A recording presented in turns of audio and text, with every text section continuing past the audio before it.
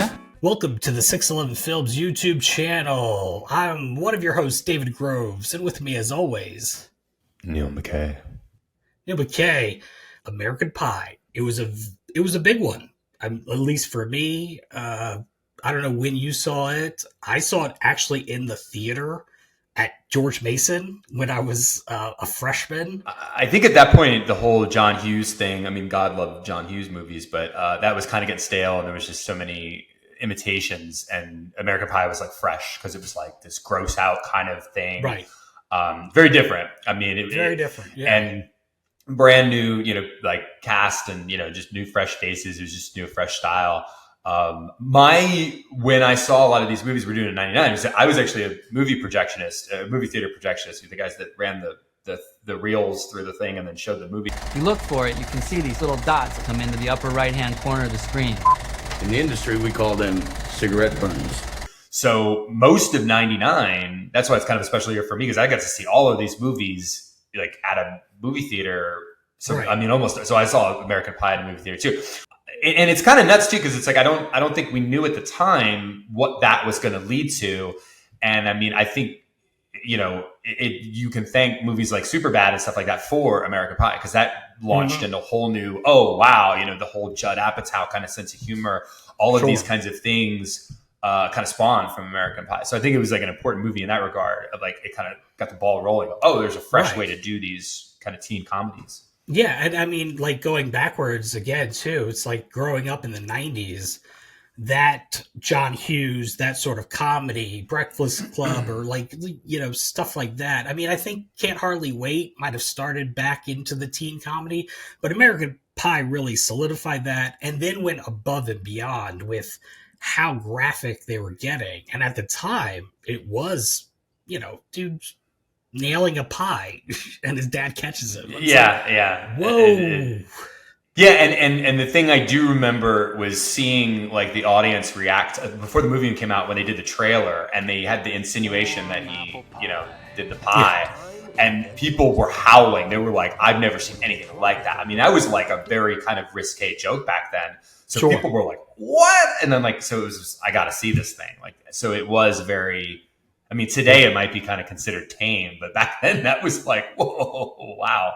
Oh, no. So, I mean, I definitely think it was one of those movies where, it wasn't, I think, the bait of like a Porky's or a lot of those 80s where it was just like, hey, it's going on spring break or summer vacation and TNA.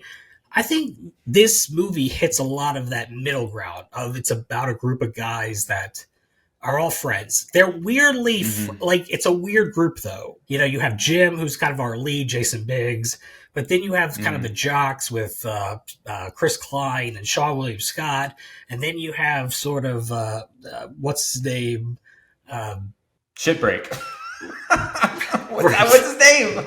Yeah, exactly. And I'm losing his name too. There'll be an image. But again, it's like, it was such an eclectic, like Eddie K. Thomas. Finished. Eddie K. Thomas, right. But it was such a weird kind of group of people. Like these guys in high school wouldn't probably mix, but they actually mixed pretty well, I thought. Yeah, they did. And that was, and I can't remember if it was something I saw, you sent it to me about like Siskel and Ebert, I think gave it like a good review or something, because it was like, they weren't like all assholes. Like they were well-intentioned, like nobody, like even Stifler, as obnoxious as he was, wasn't like bullying, like, well, I guess he was kind of, but he was a bully, but he got his kind of comeuppance, but he also, this spawned, I think 3 others, there was 2, which they rushed, I think, literally the next year. Then they did Wedding, and then they did Reunion. I don't think they've done anything else since.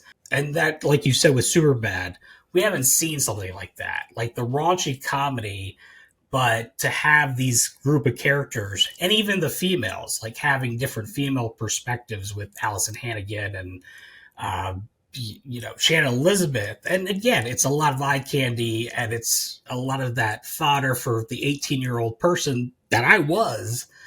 I don't know. It was kind of nice. It was more charming than it was just a sexcapade.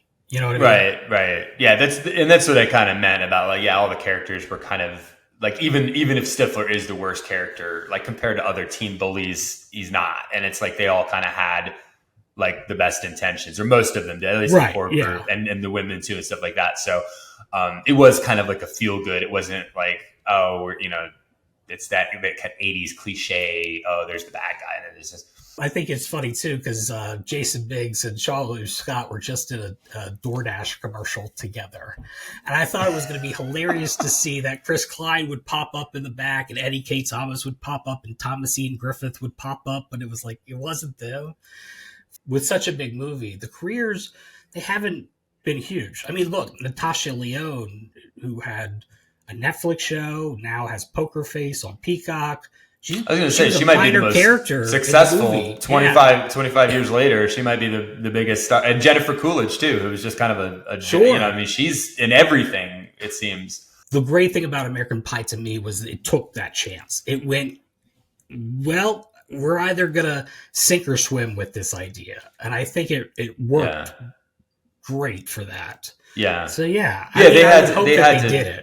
Or they had to reinvent the wheel a little bit, and kind of what you said about Can't Hardly Wait. I mean, I think that was the year before, so I mean that was kind of when people were like, okay, we got to do a whole new thing with these teen comedies because the old method isn't working anymore. So in that regard, I mean, I have a fond place in my heart for American Pie. I mean, I thought it was funny back then. I mean, I think it was influential to a lot of things that came later. I mean, it's always going to be remembered in the annals of like, the 90s. Like, I just did, for the hell of it, like a Google search for like gross out teen comedies. It's the first thing that comes up. So, you know what I mean? It's it still has a legacy. And I think it holds up today. Watching it today, I can still find it a little funny. I've seen it plenty of times, but some stuff will still get me. So still love it. All right, guys, thanks so much for watching this episode of Back in 99 American Pie. We'll see you guys on the next one.